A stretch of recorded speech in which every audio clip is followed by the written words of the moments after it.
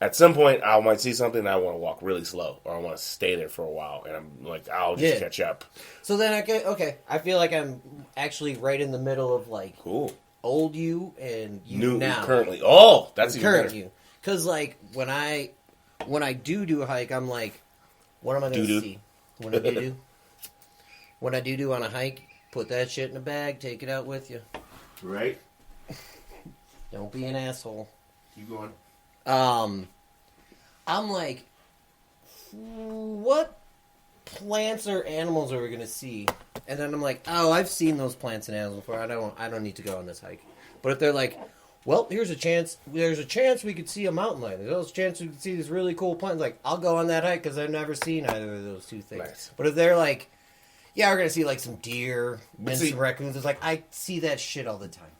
See, I don't care. I'll sum up for me why the change happened, because for me, distilling things and breaking them down to why helps me function on things.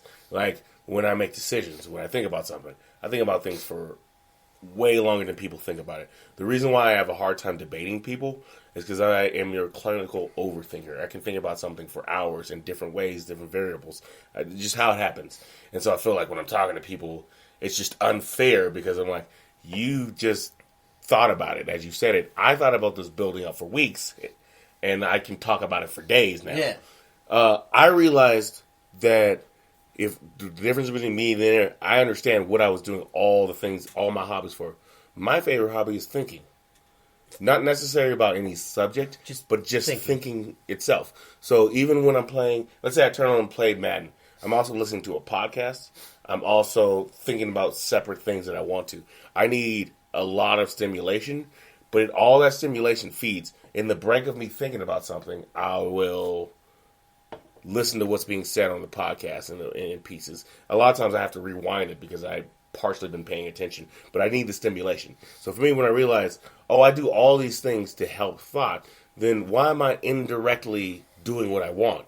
Thought, clarity of thought. So being alone, thinking about stuff, and having a comfortable space is what I require. And so I kind of get that. So one of my favorite lazy pastimes would be like putting on YouTube videos of like ancient historical battle formations, and then like half paying attention to it while I read a comic on my phone. Yes.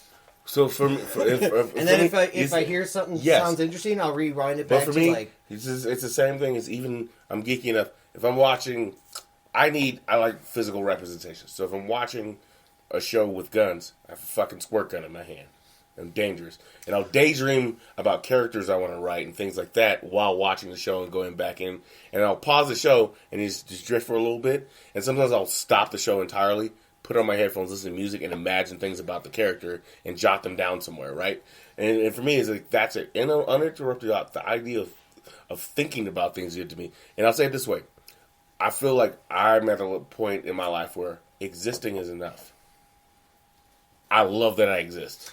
So whatever work I need to do to make my life comfortable, that's fair. Because this to me is like, this might as well be heaven. Yeah. It could be bad. I'm lucky enough to not live in a bad situation. And for me, I want to ride this thinking thing out. Because at the end of the day, these thought patterns and everything I have is what I want dispersed back into the universe. You know, when my mind goes back to the collective or however it works, I want to be a well thought out person to add something to the greater consciousness. Does that make sense? Mm-hmm. And I think that a lot of people see it as just laziness and be like, do you know the shit I've done or thought about or written out just by sitting around? And because I don't force thoughts to myself, and I literally try to think about everything I'm thinking about in depth if I can.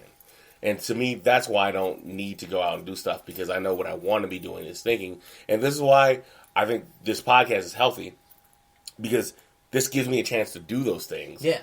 And also, there's another person here. The same conversation I literally have to myself. Yeah.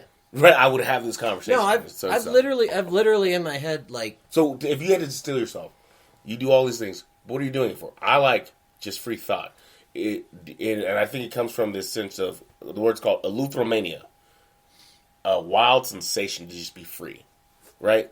Free thought, because I think I'm trapped in my body. Like sometimes I Okay. want to go in some other place. I can feel my bed and I can't leave my body the way I want to. So But you can I'm do that. yeah, but with my mind, I'm trying to expand my mind, in different ways. I've tried the different things, but for me, it's that practice and understanding the next level, which for me, everything can be turned into a meditation. So I love mopping floors because I can just, as long as it's done in the proper. If any of my workers, associates. and if any of my workers are listening, that does not mean you can do a crappy job on that floor, boy. I get on your head, boy. Don't do that. See now, like the job I had, bar backing before it became bartending, is like I'd mop the floor, and like couple of my bartenders, like while I'm like breaking everything down, sweeping and mopping, we'd say like 10 words to each other, and those would be my favorite bartenders close with. Yep. The couple other bartenders, I loved working with them when the job was going. Busy. But once we start closing, I get like 5 minutes into doing my thing, and they're like, yeah, so such and such. Is like, you're literally stopped me from doing my own job because I was in my own head just like sweeping or cleaning or mopping. And again, and that's the thing is like everyone turns something into a meditation. That's why it's silly when you hear people like, I can't meditate. Well, I didn't say sit down as your own motherfucker. I saw this kid, and he's working at I was working at a camp at the time. And this kid, they were trying to do this. This other counselor was trying to do this meditation thing, and my job is at this point I'm a support role. And this kid was like, he did it. The counselor did it almost every day, and they have different things they do with him. He's like, I just can't meditate, and I get squirrely. And one of the days, he's in a meeting. I was like, come out and talk to me because he just can't take it. He walks out and thinks I'm going to scold him. I walk him over to the basketball court. I was like, shoot some hoops. And he was like, what? I was like, shoot. He's like, I thought I was in trouble. I said, shoot. He starts shooting, and I just stand there. And at first, I'm standing in his way, and then I just kind of slowly move out of his vision. He can't even see me. He keeps shooting. And I was like, hey, what are you thinking about? He's like, what? I wasn't thinking. I was like, you were in the moment. Yeah, you were meditating. You were meditating. Same concept, bud. Yeah. I was like, you can do this. You do it all the time. I get that this is not your form of meditation. Guess what? Don't force that on yourself. But don't lessen your ability to meditate because you do. There's people that do it anything. Magic the Gathering. Oh, I'm looking at my cards. So what I find, I'm here, but I'm not here. I am. What I find meditation it's all meditation. Meditation is like when you can do something that eventually becomes just a mechanical, and you separate process. Yourself, and you leave your body. Yeah. And while you're doing but it. here's the thing: the things you. But you can easily. But I also say the you things. Can easily. But no, it's when the things you think about. You know how they always give you the generic, empty your head of thoughts. You can't. It'll fire. You literally can't do that. But when you become so synchronized with your thoughts, where they're there and they're there, but they're not. That's where it's you. When you ever been doing something and you were like, oh, perfect example. You ever been just like spaced out and someone's like, hey man, what the fuck are you staring at? And you're like, oh, I wasn't even exactly that tuning. Nothing. I was just that tuning. Yeah. People do that. He did it with a basketball. I've seen people do it with so many other things. I do it with like closing down a place at the end. But what of if the I told you that that's exactly what you're doing with all your hobbies? Because your hobby is your escape from the taxingness and the vexingness of everyday life. So let's say that your hobby was like you just get together and play beer pong. You're talking shit, right? But when you're shooting and they're trying to distract you, you don't even hear them. Right? And that's why I was like, again, I know it sounded bad when I was talking about climbing and heights. That's because I'm afraid of heights. Exactly. But here's the thing. I don't give a fuck what your hobby is. Is your hobby touching children? Because that's not cool.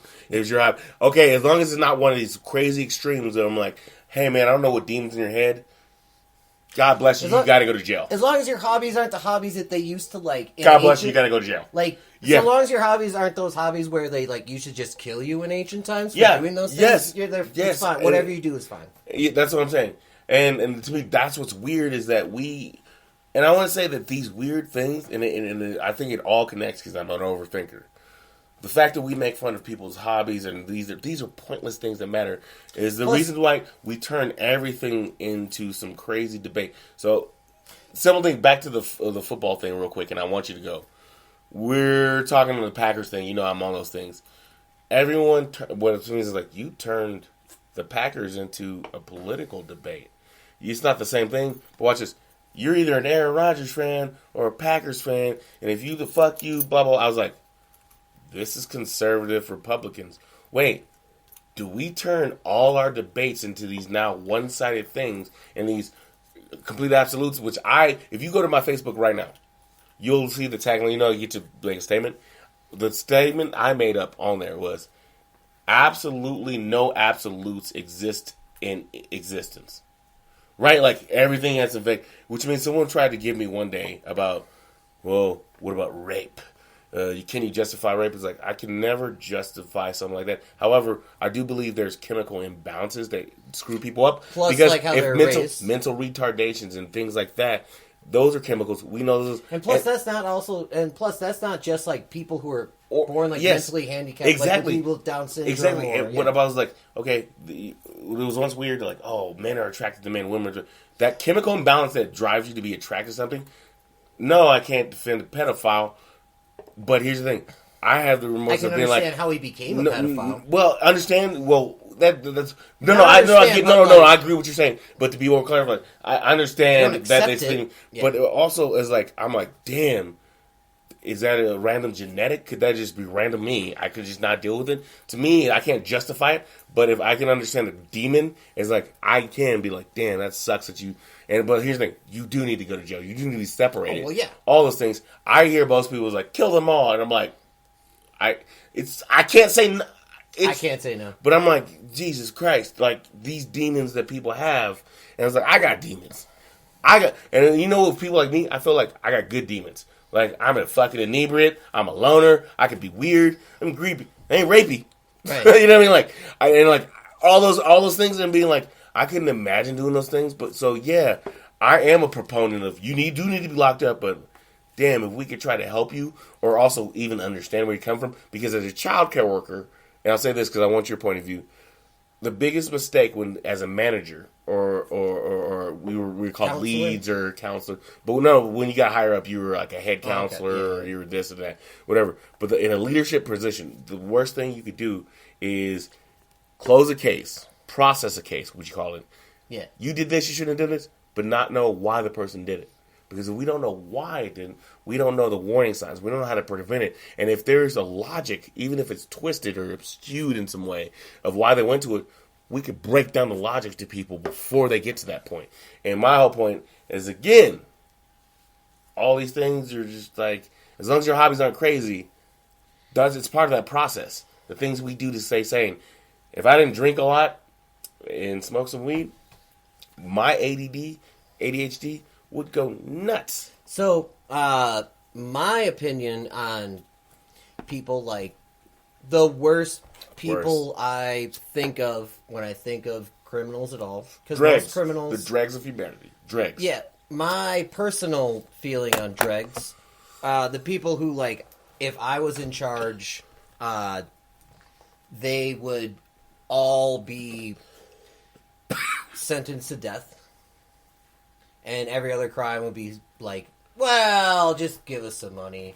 So, literally, the only people I would sentence to death would be rapists, pedophiles, and murderers, which is different from our current society, who only sentences murderers to death. I would agree with you with one stipulation. I would have them long enough to have psychological profiling, because again, you ever seen that movie Minority Report? The best thing you can get to Minority Report is, here's the thing, profiling is bad when you think about it in certain ways. Having a profile, a database of profiles is not bad.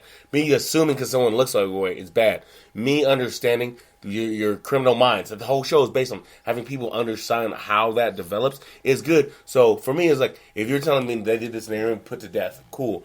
I would be like, hey man, I need 4 months to 6 months with this case to try, and they're gonna die. No matter what. Yeah, but but the difference in Minority Report is that, like, he was like reading minds and figuring out crimes that hadn't happened yet and stopping them. But here's the thing, I do believe. Let's say that program started, but obviously they don't start with the technology. Let's say it started in our time with our technology. That program starts with psychologists, psychiatrists, all these people talking about like the forms of people.